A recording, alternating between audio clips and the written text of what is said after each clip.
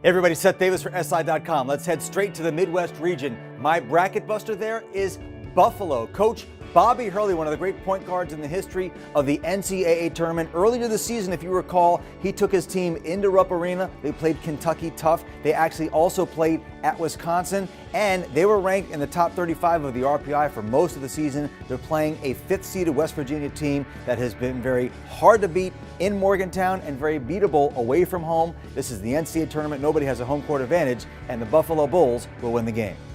My player to watch in the Midwest region is Jaren Grant, the 6'5" senior point guard from Notre Dame. I have Grant as a first-team All-America. He's great at both ends of the floor. Notre Dame has become a much better defensive team in the last month of the season, which is why they won the ACC tournament. Grant is one of many players who can create for his teammates and find his own points, the type of player who can single-handedly carry his team deep into the tournament.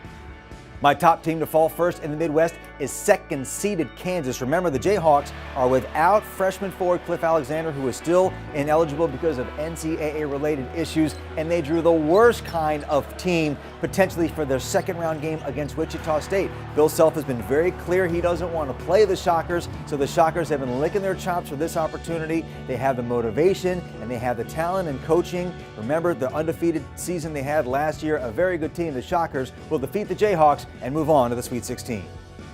And my pick for the Final Four out of the Midwest, I'm going to shock the world and say, nah, go with Kentucky. They're the best team in the country. Everybody knows it. You know it. I know it. They're going into Indianapolis.